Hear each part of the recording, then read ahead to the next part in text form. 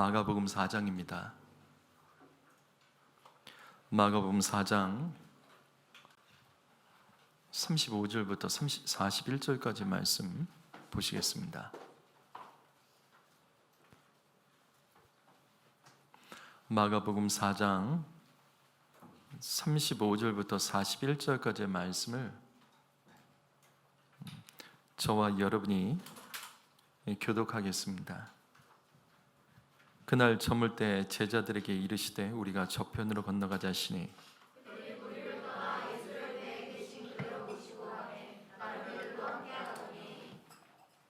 큰 광풍이 일어나며 물결이 배에 부딪혀 들어와 배에 가득하게 되었더라.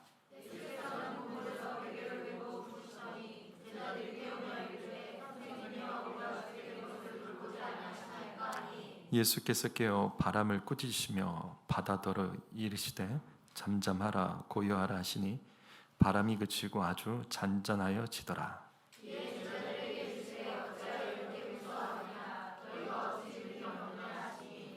그들이 심히 두려워하여 서로 말하되 그가 누구이기에 바람과 바다도 순종하는가 하였더라. 아멘. 그리스도인의 삶이란 세 번째 말씀입니다. 오늘 말씀 예수님께서 바다와 바다의 폭풍을 꾸짖어 잠잠케 하심으로 예수님은 모든 자연 만물을 통치하시는 하나님이라는 사실을 가르쳐준 말씀입니다.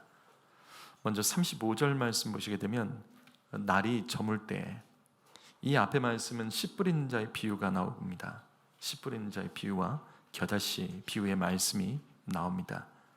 다시 말해서 예수님께서는 유대 땅에서 사람들에게, 주님을 따르는 자들에게 저녁까지 말씀을 전하셨습니다.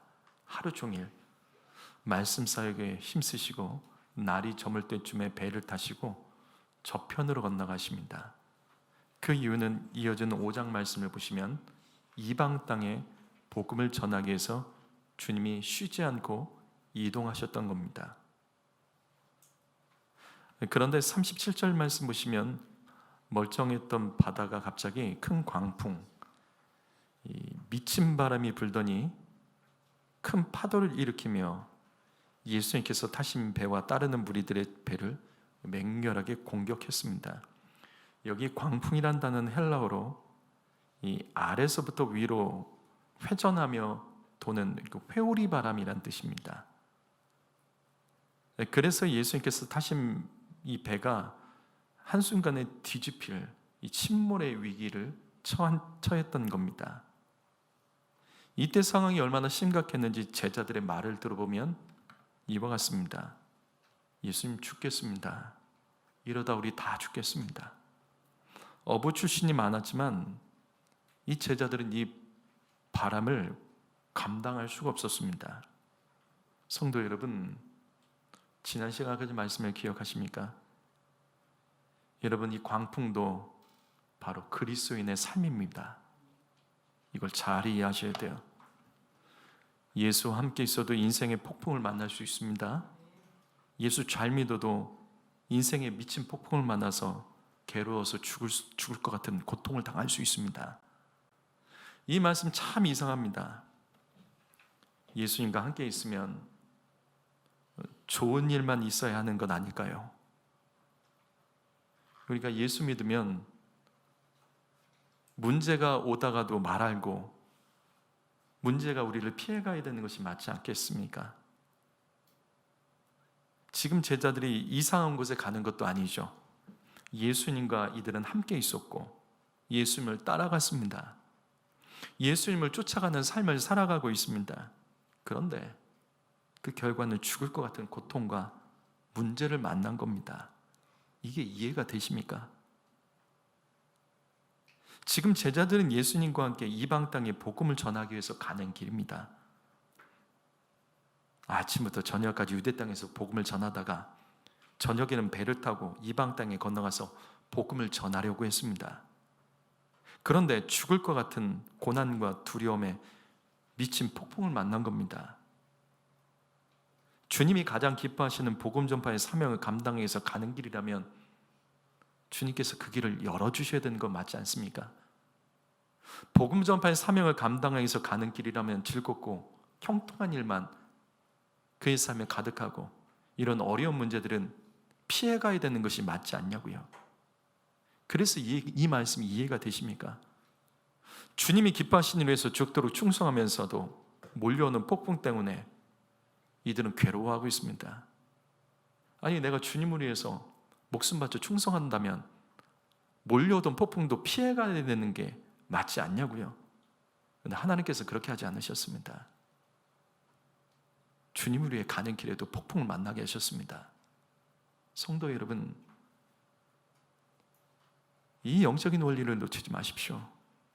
예수 잘 믿어도 인정받지 못할 때 있습니다. 예수 잘 믿어도 하는 일이 안 되고 오히려 더 어려워질 수 있습니다. 예수 잘 믿어도 주변 환경이 변하지가 않고 오히려 나를 힘들게 할 수 있습니다. 여러분, 그때 이 말씀 기억하십시오. 그것도 그리스도인의 삶입니다. 그럼 이런 질문을 할 수 있죠. 예수 믿는 사람이나 믿지 않는 사람이나 다 똑같다면 우리는 왜 예수를 믿어야 되죠? 예수 믿어도 광풍을 만날 수 있다면, 믿어도 만나고 믿지 않아도 만난다면 굳이 우리가 예수를 만나야 될 이유가 뭐가 있습니까? 아니, 예수를 믿으면 좀이라도 나아져야 되는 거 아닙니까? 예수를 믿으나 안 믿으나 별 차이가 없다면 굳이 우리가 예수를 믿을 필요가 있겠습니까? 그래도 이 말씀 놓치지 마십시오. 그래도 예수 믿어야 됩니다. 왜? 예수 믿는 사람이나 믿지 않는 사람이나 그 인생의 여러 가지 문제와 고난과 두려움, 폭풍을 만나는 것은 다 똑같습니다. 그런데 한 가지 다른 점이 있죠. 뭐가 다르죠? 뭐가 다르죠? 분명한 것은 결과는 다릅니다. 결정적인 차이점은 폭풍을 만나는 것은 똑같지만 결과는 다르다고요. 문제는 똑같지만 결과는 다릅니다. 38절 말씀 다시 보시죠. 인생을 살면서 모든 사람이 광풍을 만날 수 있습니다. 가정의 문제라는 광풍, 자녀의 문제라는 광풍, 일터의 문제라는 광풍, 관계 문제라는 광풍, 재정의 문제라는 광풍, 건강의 문제, 우리는 이런 광풍을 누구나 인생을 살면서 만날 수 있습니다. 모든 사람은 언제나 광풍을 만날 수 있습니다. 그런데 지금 이 말씀 보십시오. 예수님의 제자들도 광풍을 만나서 죽을 것 같다며 그들이 고백하지만 결국 그들은 살아났습니다. 문제가 해결됐습니다. 그 이유는 무엇일까? 그들이 예수님을 깨웠기 때문에 도움을 받았던 겁니다. 여러분, 바로 이것입니다. 예수 믿는 사람이나 믿지 않는 사람이나 인생의 여러 가지 문제와 고난, 두려운 것은 다 똑같습니다. 믿어도 믿지 않는 것과 별 차이 없는 인생을 살아갈 수 있습니다. 그러나 그 끝은 반드시 다르다고요. 예수 믿는 사람들은 예수님을 찾기만 하면 언제든지 광풍 속에서 예수께서 우리의 삶에 도움을 허락해 주십니다. 성도 여러분, 예수 믿어도 고난을 당할 수 있고 괴로울 수 있습니다. 예수님과 함께 있어도 광풍을 만나고 죽을 것 같은 문제를 만날 수 있습니다. 그러나 기억하십시오. 예수 믿기 때문에, 예수님과 한 배에 있기 때문에 제자들이 구원받고 살아났습니다. 주님과 함께 있었기 때문에 그들은 주님을 불렀고 주님을 깨울 수 있었으며 주님을 터치하고 주님의 도움을 받을 수 있었다는 거예요. 성도 여러분, 여러분이 살면서 만나고 있는 현재 광풍 무엇입니까? 현재 나의 삶의 광풍, 오래된 광풍은 무엇입니까? 고통스럽게 만들고 한숨 나오게 만들고 오늘 말씀의 제자들처럼 죽겠다라는 그 고백이 자꾸만 나오게 하는 내 삶의 여러 가지 문제의 광풍은 무엇입니까? 그때 이것만 기억하세요. 누구나 광풍을 만날 수 있습니다. 그러나 이 말씀 기억하십시오. 누구든지 주의 이름을 부른 자가 구원받습니다. 이것이 예수 믿는 사람들의 특권이에요. 성도 여러분, 지금 여러분은 어떤 종류의 인생에 폭풍을 만나셨습니까? 여러분을 괴롭게 하고 힘들게 하는 숨막히는 그 폭풍은 정체는 무엇입니까? 왜 예수 믿어도 그렇게 될까? 그렇게 됩니다. 그럴 수 있습니다. 그런 일을 당할 수 있습니다. 그러나 문제를 보지 마십시오. 우리의 결론은 예수님을 찾으면 주님께서 구원해 주십니다. 그래서 여기에 중요한 조건이 있습니다. 주의 도움을 받기를 원하신다면 우리는 오늘 말씀에서 예수님과 한 배를 타고 있어야 되는 거예요. 오늘 말씀 보십시오.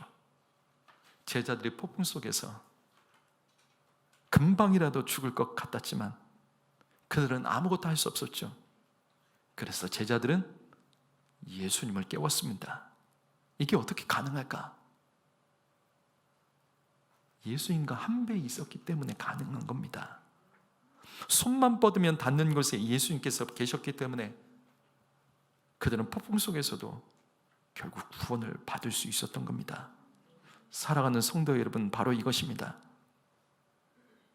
예수님과 함께 있어도 인생의 폭풍을 만날 수 있습니다.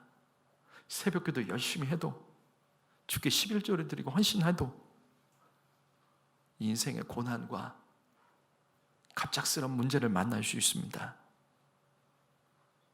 예수를 잘 믿든지 안 믿든지 사람은 누구나 인생의 폭풍을 만나는 것은 다 똑같습니다. 하지만 다른 점 한 가지가 있습니다. 예수 믿는 사람은 폭풍을 만나도 주님과 한 배에 있다면 그는 언제나 손을 뻗어서 주님을 깨우고 도움을 받을 수 있다는 겁니다. 그래서 여러분에게 권면합니다. 어떤 시험에 들어도 성전을 가까이 하십시오. 여러분, 교회에서도 상처받을 수 있습니다. 교회에서도 시험에 들 수 있습니다. 기도하는 집사에게, 말씀 전하는 목사에게 상처받고 시험에 들고 상한 마음이 될 수도 있습니다. 그러나 기억하세요. 그래도 그 자리 지키셔야 됩니다. 예배를 멈추지 마세요. 말씀과 기도를 쌓는 일을 쉬지 마십시오. 예수님과 한 배에 있다가 그 배 밖으로 뛰어내리지 마십시오. 우리가 주 안에 있으면 어떤 어려운 일을 만나도 결국은 승리할 수 있습니다. 야고보서 4장 8절 말씀, 하나님을 가까이 하라. 그리하면 너희를 가까이 하시리라.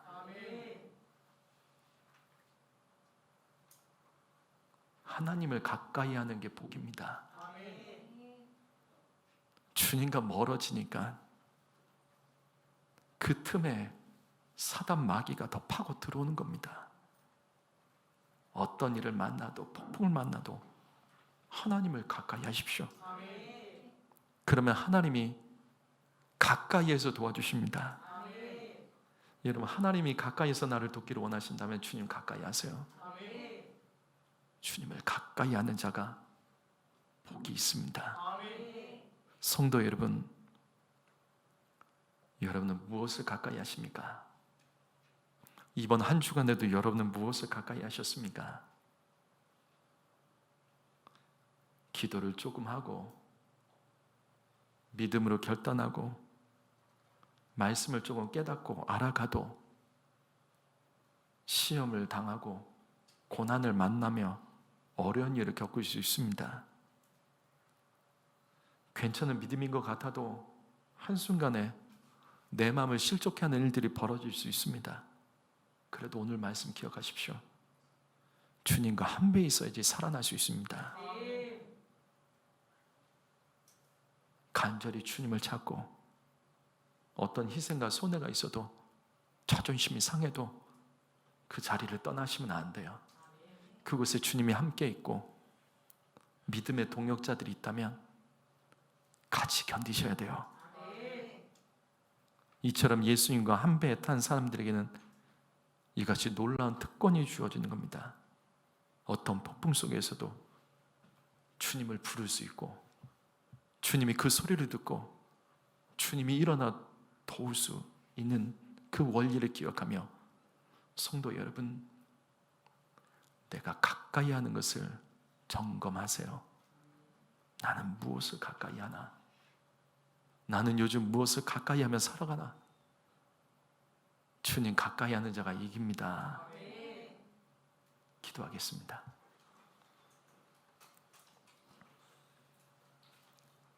이 시간 우리 함께 기도할 때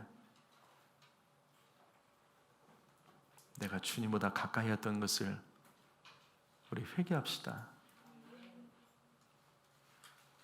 예수 믿고 살아도 고난당하고 어려움 당했을 때 우리가 말로써 주님을 떠나고 생각이 주님을 떠나고 결국 주의 이름을 부르는 것이 구원의 방법인데 문제만 바라보며 입술에서 주님의 이름을 부르지 않고 원망과 불평의 소리로 부정적인 언어로 내 삶을 뒤덮었던 것을 철저히 회개해야 됩니다. 성도 여러분, 질문합니다. 여러분은 무엇을 가까이 하십니까? 말씀입니까? 누군가의 말입니까? 여러분은 무엇을 많이 묵상하십니까? 말씀입니까? 죄를 묵상하고 있지는 않습니까? 성도 여러분, 하나님 가까이 합시다. 이 시간에 우리의 삶에 멀어진 간격들을 다시 좁히고 주님과 한배해서 주의 도움을 구하며, 하나님 부족하지만 도와주십시오. 주님을 깨우십시오. 누구든지 주의 이름을 부르는 자가 구원을 받습니다. 사람들에게 하소연하지 말고 인터넷 검색하지 말고 하나님 도움으로 살아나야 됩니다. 우리 주여 삼창하고 통성으로 우리의 삶에 주님과 멀어진 지점들을 철저히 회개하며 부르짖어 간절하게 기도합니다. 주여